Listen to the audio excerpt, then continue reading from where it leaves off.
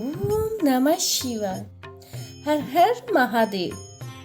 भक्तों, सावन मास तीसरे दिन का तीसरा अध्याय आरंभ करने जा रहे हैं, जिसमें नक्त व्रत, लक्ष्य पूजन, उद्यापन विधि व फलों का वर्णन बताया गया है। सनक कुमार जी ने कहा है, हे भगवान, आपने व्रत नियम आदि कहे, लेकिन इससे तृप्ति नहीं हुई है, अतः आप सविस्तार कहें, जिसे सुन मैं करते हो जाऊं।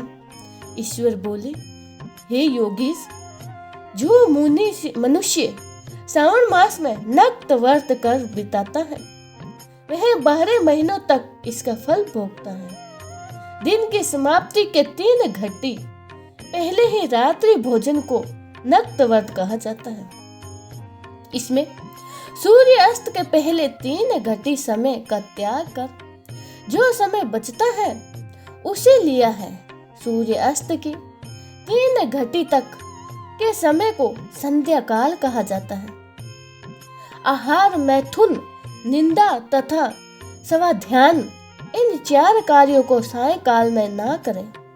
गृहस्थ एवं सन्यासी के वेद से नक्त भोजन की 2 अवस्था है। जब सूर्य नारायण ने मंद होने पर अपने देह की छाया 2 गुनी पड़ने लगे, अर्थात दिन के भाग में सन्यासी के लिए नक्त भोजन कहा है। सन्यासी को रात्रि में नक्त भोजन नहीं कहा गया है। गृहस्थी को विधि द्वारा रात्रि में नक्त भोजन कहा गया है। सन्यासी, विधवा तथा विधुर पुरुष को सूर्य अस्त के पहले भोजन करना चाहिए।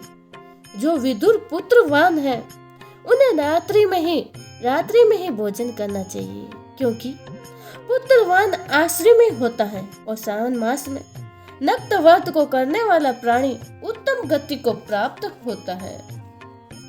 सावन मास के आ जाने पर प्रतिपदा तिथि में प्रातःकाल ही संकल्प करे कि मैं 1 महीने तक ब्रह्मचर्य में रहकर प्रतिदिन सुबह स्नान करूंगा, नक्त व्रत, रात्रि शयन तथा प्राणियों पर दया करूंगा। हे देव, यदि व्रत पूरे होने से पहले ही मैं मर गया तो हे जगतपते, आपके प्रसाद से व्रत परिपूर्ण हो। इस प्रकार मनुष्य संकल्प कर नक्त व्रत करे। हे मुने, अब उत्तम लक्ष्य पूजा विधि सुनो। लक्ष्मी की इच्छा वाला मनुष्य बेल पत्रों से शांति की कामना वाला, दूबों से आयु की कामना वाला और चंपा से फूलों से विद्या की इच्छा वाला, मल्लिका और चमेली के फूलों से पुत्र की कामना वाला, कटेरी के पुष्पों से दुख सपन नाश को उत्तम धान्य से भगवान हर का अर्चन करे। तुलसी दल से शिव और विष्णु दोनों ही प्रसन्न होते हैं। भगवान शिव के सम्मुखी रंगवली, पद्म, स्वास्तिक और चक्र आदि बनाकर उनका अर्चन करें। इस प्रकार लक्ष्य पूजा करने से शिव जी प्रसन्न होते हैं। अंत में उद्यापन करें। मंडप बनाकर मंडप के तीसरे भाग में वेदी बनाए। पुण्यवाचक कर आश्चर्य वर्ण करें।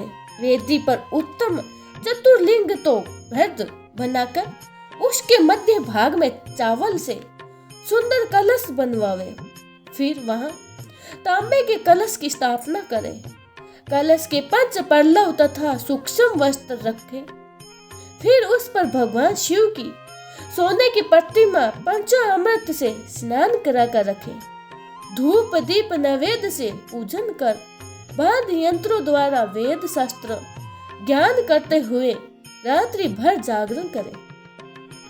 प्रातः स्नान कर शोखाक्त विधि से वेदी बनावे। तिल, शर्करा, घृत आदि हवन सामग्री से तथा पायस से हवन करें। गायत्री मूल मंत्र, शिव सहस्त्र नाम और जिस मंत्र से पूजन किया हो उसी मंत्र से हवन करें। फिर शिष्ट कुट हवन कर पूर्ण आहुति करें।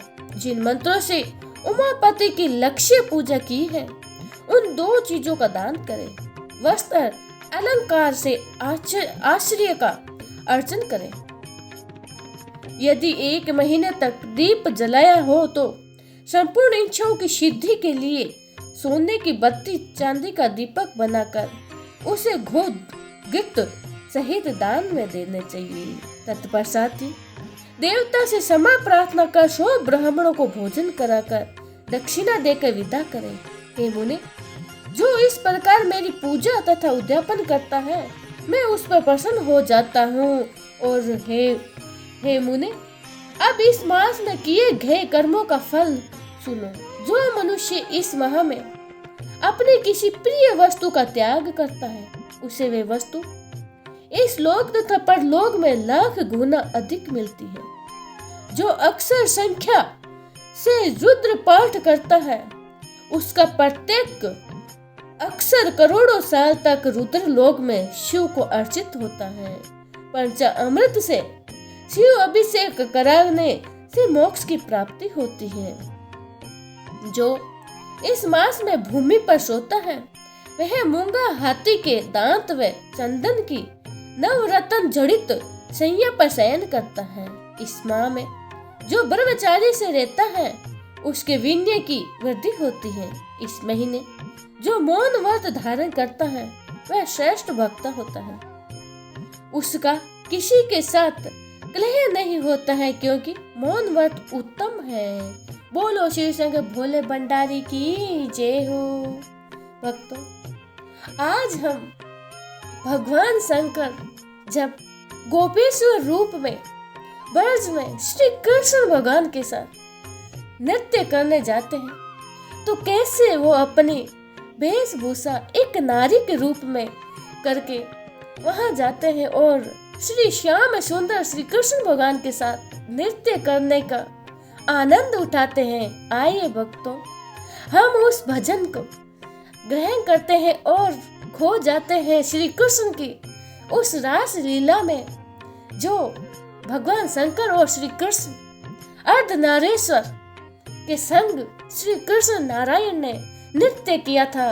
उस नृत्य का भजन एक दिन तो भोले भंडारी बन कर के ब्रज नारी गोकुल में आ गए हो, गोकुल में आ गए। पार्वती भी मना के हारी, ना माने त्रिपुरारी गोकुल में आ गए हो, गोकुल में आ गए। रास रचो है ब्रज में भारी, मोहे दिखाओ प्यारी गोकुल में आ गए। ओ मेरे भोले प्रभु, कैसे ले जाऊं तुझे रास में हो, तुझे रास में।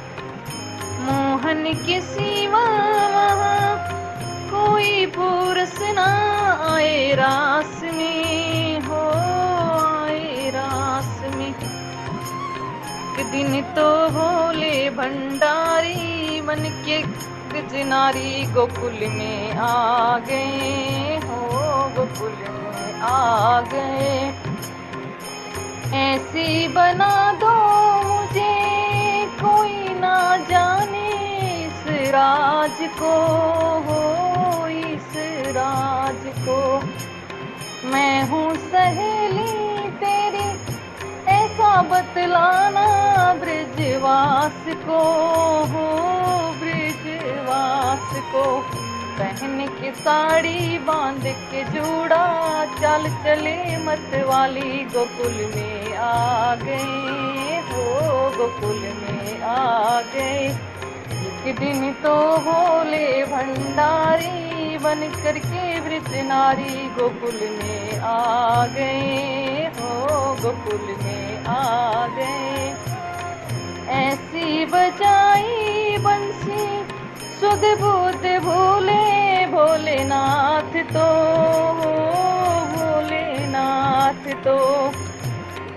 सर से तो सरक गई साड़ी, सर से तो सरक गई साड़ी। मुस्कुराए गिरधारी भोले शर्मा गए हो, भोले शर्मा गए। एक दिन तो भोले भंडारी बन कर के ब्रज नारी गोकुल में आ गए, हो गोकुल में आ गए।